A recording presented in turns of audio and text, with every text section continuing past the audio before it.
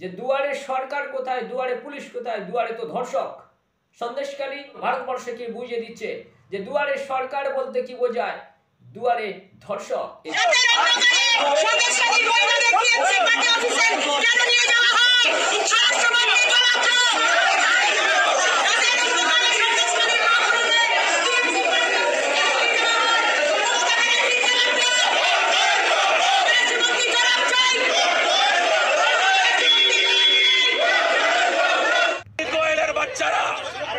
এই আকাশ মাগারিয়ারা চোরের বাচ্চারা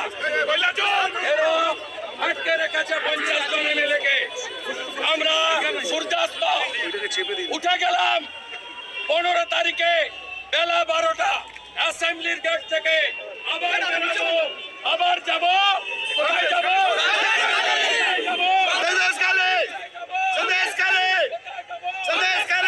এই চোর পুলিশের বিরুদ্ধে, চোর বিনীত গোয়েলের বিরুদ্ধে, ডাকাত রাজীব কুমারের বিরুদ্ধে,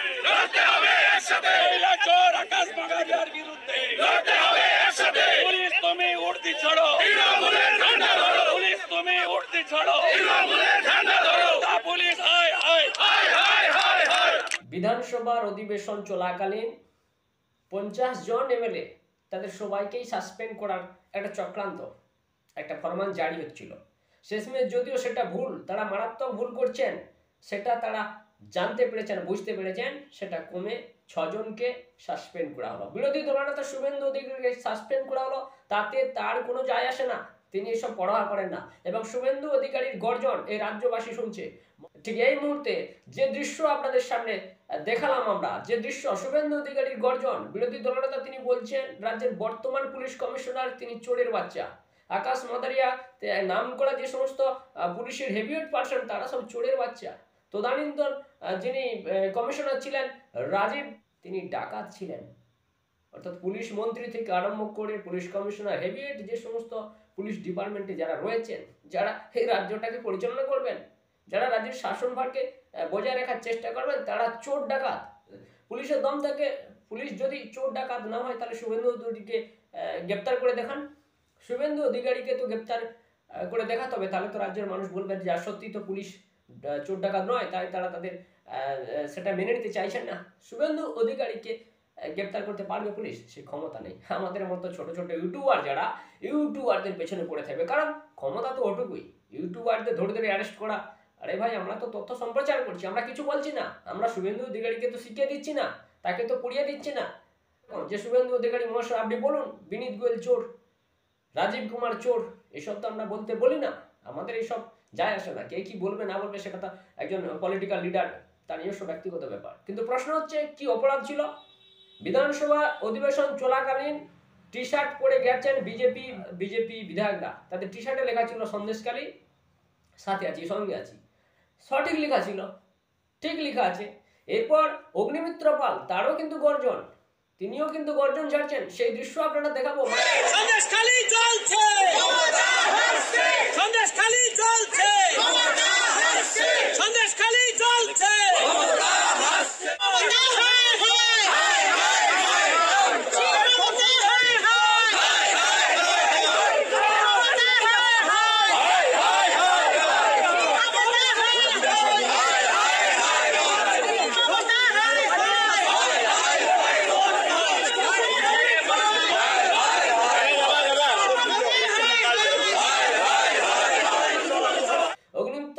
তিনিও গর্জন করছেন যে সন্দেশখালীর সাথে পুরো রাজ্যবাসী রয়েছে। হ্যাঁ, আমরাও আছি, সন্দেশখালীর মা বোনেদের সাথে আমরা আছি। কারণ রাতের অন্ধকারে মা বোনেদের কেন উঠিয়ে নিয়ে যাওয়া হতো ওই রাজনৈতিক পার্টি অফিসে, তার জবাব চাইছে বাংলা।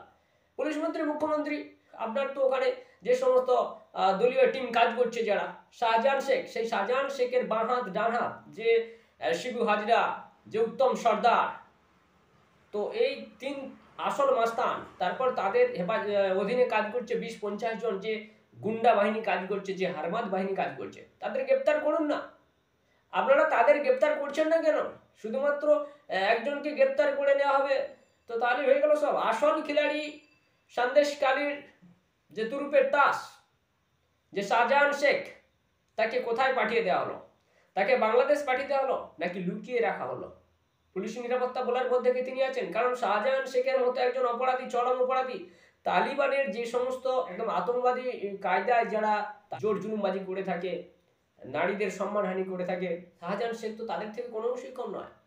শাহজাহান শেখের মতো অপরাধী এই বাংলার আনাচে কানাচে তৈরি হচ্ছে কেন? প্রতি বছর প্রতি মাসে মাসে এরা সাহস পাচ্ছে কোত্থেকে?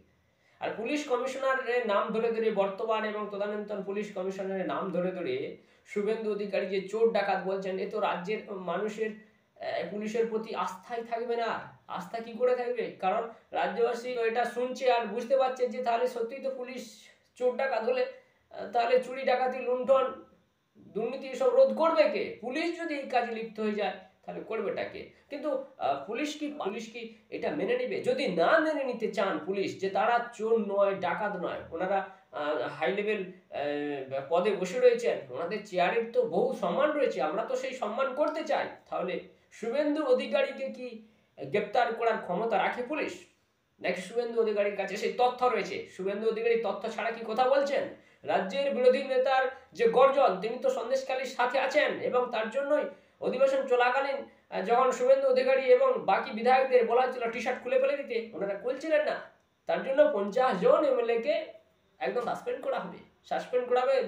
অধিবেশন চলাকালীন তাদের আর কোনো কথা বলার কোনো অধিকার থাকবে না, কারণ সন্দেশখালীর সাথে থাকা চলবে না। সন্দেশখালীর সাথে আমরা সবাই রয়েছি, সন্দেশখালীর মা বোনদের সাথে আমরা রয়েছি, আমরাও থাকবো, কারণ তারা তো অন্যায় করছেন না।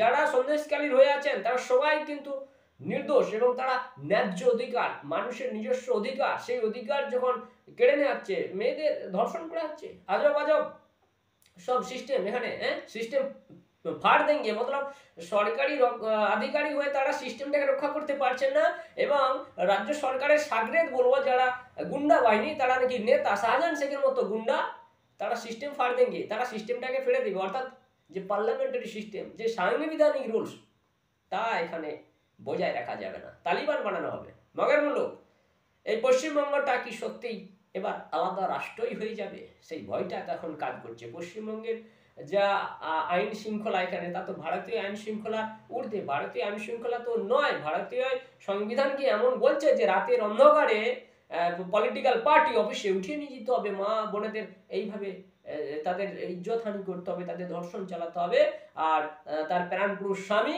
তিনি কাঁদরাবেন, যন্ত্রণায় কাঁদরাবেন, নিজে কাঁদরাবেন, তার স্ত্রীর জন্য যন্ত্রণায় কাঁদরাবেন, তার মাথায় বন্দুক ঠেকানো হবে, আর এইভাবেই চলবে তালিবানি শাসন। এই পশ্চিমবঙ্গে তালিবানি শাসন চলবে। মমতা বন্দ্যোপাধ্যায় পুলিশ মন্ত্রী, তিনি কি সত্যি সফল পুলিশ মন্ত্রী, নাকি এই বাংলার একজন নিজে মুখ্যমন্ত্রী, মহিলা মুখ্যমন্ত্রী, এবং তিনি পুলিশ মন্ত্রী, মহিলা পুলিশ মন্ত্রী, মহিলা মুখ্যমন্ত্রী, তিনি মহিলাদের যন্ত্রণা, মহিলাদের আর্তনাদ শুনতে পান না? যেখানে রাজ্যপাল গিয়েছিলেন, তার হাতে পায়ে পড়ে যাচ্ছেন, পায়ে পড়ে সেখানকার মা বোনেরা কিন্তু ভিক্ষা চাইছেন, তাদের আর্তনাদ, তাদের কণ্ঠস্বর কি রাজ্যপালও শুনতে পাবেন? তাহলে কেন 355-56 জারি হবে না?